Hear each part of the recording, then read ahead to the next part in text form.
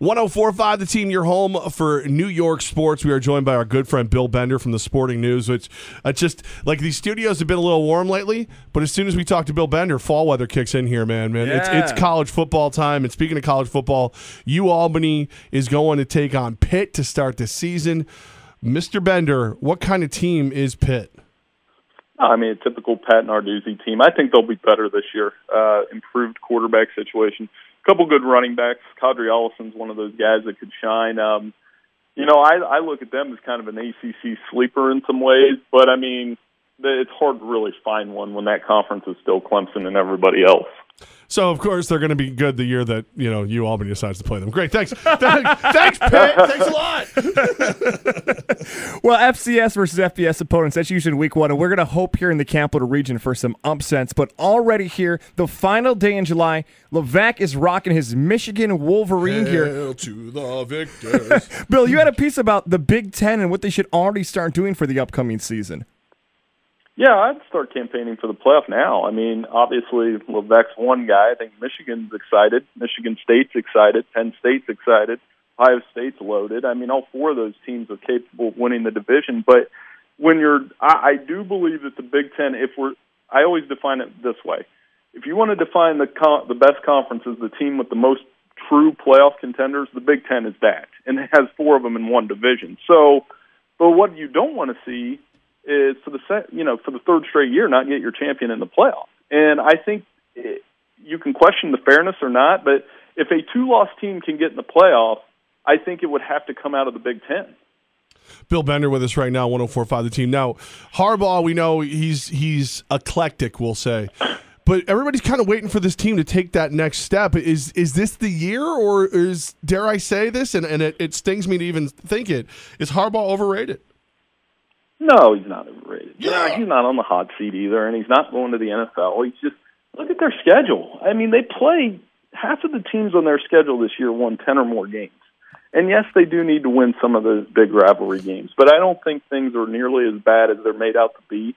They're going to have an elite defense this year with, we did our top 40, and I think there's 3 or 4 Michigan guys on that list off of the defense. If Shea Patterson is better, they should be better. But let me ask you this. I mean, you've got the Michigan shirt on.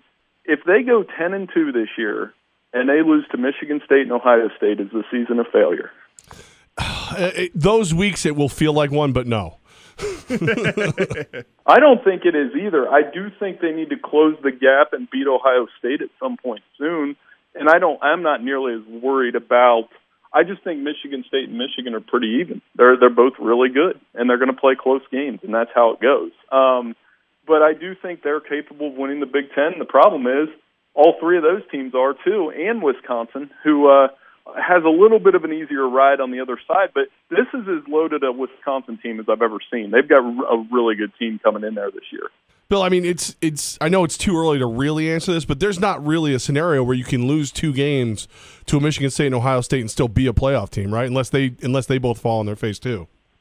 Well, yeah, they would have to be crazy field goal type games. I think that Notre Dame game is very important for Michigan because if they lose that, you almost have to win out. I think if they win the Notre Dame game, they could lose a game in the Big Ten and be fine. And I still think.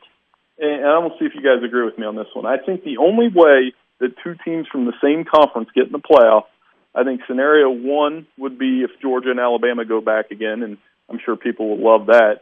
And then scenario 2 would be 2 Big Ten East teams going. Like if, let's say, Michigan were to go 11-1 and Ohio State were to go 12-0, or vice versa, one wins the Big Ten championship and the other slips in as a 4. I could see that happening.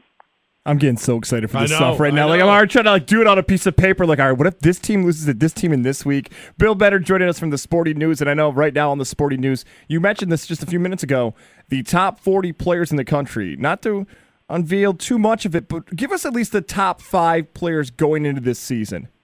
Well, I mean, Ed Oliver's one. I think defensive line is the theme of this list. There's 11 defensive linemen on there. There's Nick Bosa's on there. Rashawn Gary's on there. Raekwon Davis from Alabama's on there. It's just loaded with defensive linemen, and I think that's kind of the theme of the year. I mean, I've been telling you guys this and others. Clemson has 4 guys that might be first-round picks on their defensive line this year. So one thing I wouldn't want to be is an ACC quarterback. Having those guys chase me around. So, and quarterback-wise, I mean, we have Tua Tagovailoa in the top 10, and people might think that's a little hot takey, and you know what? Quite frankly, I don't care, because I think if he plays, he's going to be really good. Is he going to play? Is he going to be the starter? Is Jalen Hurts? That's the great storyline. Jalen Hurts has been so good for Alabama, and he may not be the starter. He may not even be on the roster, although Nick Saban says he's going to be. Well, this is the hard part, man, because like Jalen Hurts, if he wasn't in the picture and he had transferred or done something else, I think Tua Tagovailoa would be my Heisman frontrunner. And I just rewatched the game this morning, and I know it's just a half, but just watching him play, it's amazing. And he was doing that against Georgia. So, but I do think with Jalen Hurts sticking around, here's what I think is going to happen. And I got to write about this today, too, so I'll just talk it through with you guys, and you can tell me it's terrible. I think Hurts and Tua will both play in the opener. I wouldn't be surprised if Tua starts, or if Jalen Hurts plays in the first quarter prominently. But I think when they get in that first moment of the season, whenever it comes, where they have to pick a guy and the pressure's on, I think it'll be Tua Tagovailoa, and a lot of that will be based on what he did last year. I mean, he is exciting. Bill Bender with us at the Sporting News right now, and we here in upstate New York, and Goz especially, we have a lot of Syracuse fans waiting to see what that team is going to become. Will they be a good team at any point? Are you seeing any hope for Orange fans? No, they got to stay healthy. I mean, that was the problem last year. They score a landmark victory on a Friday night. It's a super exciting game where they pushed Clemson around, and they really pushed the pedal down on that offense and made Clemson uncomfortable, which was amazing to see, but injuries got in the way. I think, if they got to a bowl game, the problem with the ACC is, I just said how good the Big Ten is. The Big Ten's bottom is not as good as the ACC's bottom. I think the ACC top to bottom is probably the closest with the exception of Clemson, so it makes it a little bit harder to win 6 and 7 games because a lot of teams will win 7 games. So I think getting to a bowl game would be the next step for Dino. You got to have faith in his offense, but again, they have to stay healthy to get there. It's a little bit different here in upstate New York when we talk about Dino Babers in Syracuse because he's having so much almost what feels like national successes. You touched on there with the Clemson win and Virginia Tech the season before. Does that name Dino Babers, if, for instance, the Orange do get to a bowl game, do other programs want him in that Baylor sort of type of offense, or is he too close to the 60s than he is to the 40s, and other programs may not be attracted to that style anymore? Well, I think, that can come and go. I mean, look at Larry Fedora. He was the guy who was a very hot name a couple years ago, and now his name's in the news because he had some tone-deaf comments at ACC Media Day, which we can unpack those if you want, but I mean, he said what he said. But Dino could be that guy. I mean, if Syracuse won 9 games this year and other Big Ten programs or bigger programs might call, I could see it. I mean, that Baylor offense, it isn't dead, but I mean, Art Briles is out. Matt Rule runs something different at Baylor, and there's a couple guys that run it, but I think a lot of teams run that kind of a style of up-tempo offense that it's not as revolutionary as it used to be. Bill Bender of the Sporting News with us here on 104.5 The Team, talking about college football, getting ready for the season as it gets ever so close. Bill, I just read a report that you, myself, Goz, and a couple other flag football players will be the third toughest team Alabama plays this year. I'm actually a flag football coach now. My kid's 8, which is crazy. I think Alabama's schedule is what it is, but they have a way of gaming it a little bit. If Lamar Jackson came back to Louisville for some reason, that would be a tough opener. But I think they'll take care of Louisville. They'll win their non-con games.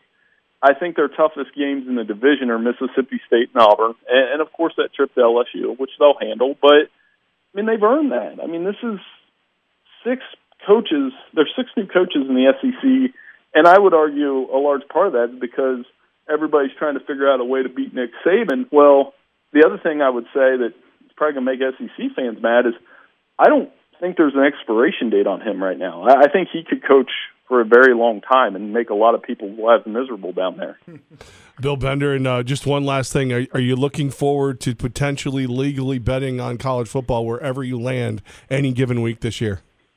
Well, I think that's what the injury report came in, right? There's a lot of talk about that at the media days, where I think that's coming to college football. I don't know what the red tape will be because these are colleges and not professional franchises.